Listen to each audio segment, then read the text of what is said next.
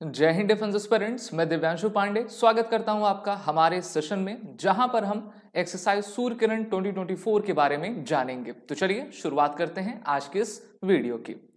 भारत और नेपाल के बीच में रोटी और बेटी के संबंध हैं।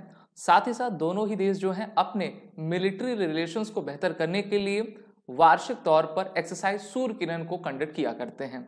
इस बार ये युद्ध अभ्यास दोनों देशों की आर्मी के बीच में कंडक्ट किया जा रहा है और एक्सरसाइज सूर्य किरण का 2024 में 18th एडिशन कंडक्ट किया जाना शुरू किया जाएगा।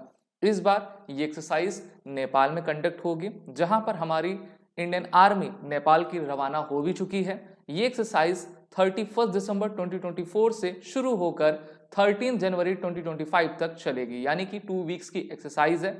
दोनों देशों की सेनाएं एक दूसरे के साथ सहयोग कर अपने डिफेंस इंटरऑपरेबिलिटी को, कैमरेडरी कोहेजन को और भी आपका एनहेंस करेंगे। हर साल ये एक्सरसाइज हुआ करती है और अल्टरनेट लोकेशन पे होती है, कभी भारत में कभी नेपाल में। तो इस बार नेपाल को चुना गया है। नेपाल के साल झांदी इलाके को इस बार सेलेक्ट किया गया, जहां पर इस एक्सरसाइज को कंडक्ट किया जाएगा और कल से यानी कि 31 दिसंबर से ये एक्सरसाइज कंडक्ट होना शुरू हो जाएगी। इस बार इंडियन आर्मी की तरफ से हमारी 11 गोरखा राइफल्स की टीम गई हुई है। लगभग 330 के करीब हमारे जवान हैं जो कि नेपाल में पहुंचे हुए हैं और ये हमारे 11 गोरखा राइफल्स के जवान नेपाल के श्रीजुंग बटालियन के साथ मिलकर जो है एक्सरसाइज सूर्य किरण को कंडक्ट करेंगे। Exercise Surya Kiran signifies the strong bonds of friendship, trust, common culture linkages that exist between Bharat and the Nepal. तो सबसे अच्छी बात यह है कि ये इसका 18th एडिशन है। लगातार 18 सालों से ये प्रयास है भारत और नेपाल का कि हम एक दूसरे के साथ जो है बेहतर सहयोग करके अपने ऑपरेशन डेमोन्स्ट्रेशन को जमीन पर उतार सके। It sets the stage for a productive and professional engagement, showcasing the unwavering commitment of both Nations towards a broader defence cooperation. Bharat का अगर आप ज्योग्राफी देखोगे तो India is an peninsular country. Peninsular country है यानी कि प्रायद्वीप देश है, तीनों तरफ से पानी से घिरा हुआ है। बहुत सारे हमारे पड़ोसी देश हैं जो कि जमीनी सीमा हमसे लगाते हैं, जिसमें नेपाल भी है। और नेपाल भारत का इतिहास तो लाखों वर्ष पुराना है। हम सभी जानते हैं कि माता सीता वहीं की जन्मी थी और राजा जनक जी पूरे नेपाल साम्राज्य में उनका शासन था। इसी प्रकार से अगर हम पिछले 70-75 सालों में देखें तो भारत और नेपाल के बीच में काफ़ी अच्छे रिलेशंस रहे हैं, लेकिन इसमें कुछ खटास भी आती रहती है। उसके बारे में हम इस सेशन में ज़रूर बात करेंगे। लेकिन आपको बता दूं, इसी साल 2024 में हमारे chief of the army staff, जिनका नाम जनरल उपेंद्र द्विवेदी है, वो नेपाल के 4D के विजिट में गए हुए थे, जहां पर उनको उनके राष्ट्रपति जी के द्वारा जो है नेपालीज आर्मी जनरल का साइटेशन दिया गया था। और इसी प्रकार से नेपाल के जनरल अभी भारत में आए और भारत के राष्ट्रपति जी के द्वारा जो है उनको chief of army staff Indian army का जो है अवार्ड आपका दिया गया। तो ये प्रथा चली आई है कि जो भी नया जनरल बनता है तो वो एक दूसरे के देश में विजिट करते हैं और डिफेंस कोऑपरेशन बढ़ाने के लिए कार्य किया करते हैं। तो इस प्रकार से सूर्य किरण एक्सरसाइज काफ़ी इफेक्टिव है और इसको अब लगातार हर साल कंडक्ट किया जा रहा है। अब बात करते हैं भारत और नेपाल के रिलेशंस की। तो भारत की स्वतंत्रता जब 1947 में हुई, तब से लेकर अभी तक हमने जो है नेपाल के साथ अच्छे संबंध बनाए हुए हैं। लेकिन नेपाल की जो सरकारें होती हैं, उनकी जितनी भी पार्टियां हैं, हम कह सकते हैं कि वो मेनली प्रॉफिट पर ही अधिक कार्य करते हैं। उनको सत्ता में रहना है, चाहे उनका पक्ष हो या फिर विपक्ष हो। ना वहां पे कोई एक तरीके से पक्ष है ना विपक्ष है, दोनों को सत्ता चाहिए। अभी इनकी आप फोटो देख पा रहे हो, ये नेपाल के प्राइम मिनिस्टर है जिनका नाम है केपी शर्मा ओली।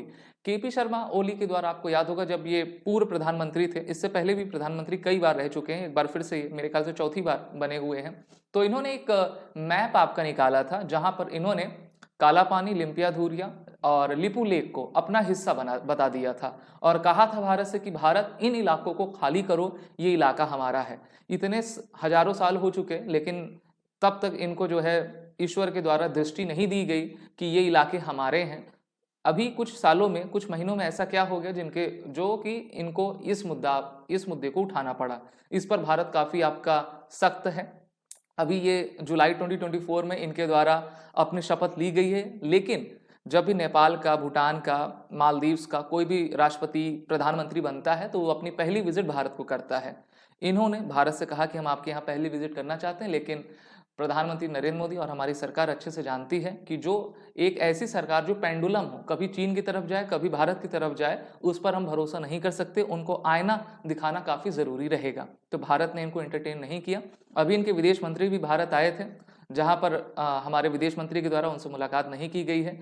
तो भारत यही दिखाना चाहता है कि देखिए, जो आप हरकत करते हो चीन के दबाव में, वो उसको करना आप छोड़ दो। तो देख सकते हैं ये इलाका काला पानी का है, ये लिपू लेक का है, ठीक है, और यहीं पर लिम्पिया धुरिया भी आता है। तो इन हिस्से को नेपाल ने अपना बता दिया, जबकि ये भारत का इलाका है और ये चीन है। अब ये जो चीन का इलाका आप देख पा रहे हो, ये तिब्बत का इलाका रहा है। 1957 से लेकर 1962 तक चीन ने काफी एक्टिविटीज की। 1962 में चीन के द्वारा इस पूरे तिब्बत को आपका अपना हिस्सा बना लिया गया। और इस तरीके से हमने देखा कि 2017 में डोकलाम इशू हुआ था, जहां पर भूटान की तरफ की जमीन को छीनना चीन ने चाहा था, लेकिन भारत ने काफी अपने तरफ से साहस दिखाया। तो राजनीति अपने तरफ है, लेकिन हमको कुछ ऐसा नहीं करना चाहिए कि हम दूसरे देश के दबाव में आकर अपने पॉलिटिकल मैप को चेंज करें और अपने ही मित्रवत देश के ऊपर जो है दबाव बनाएं।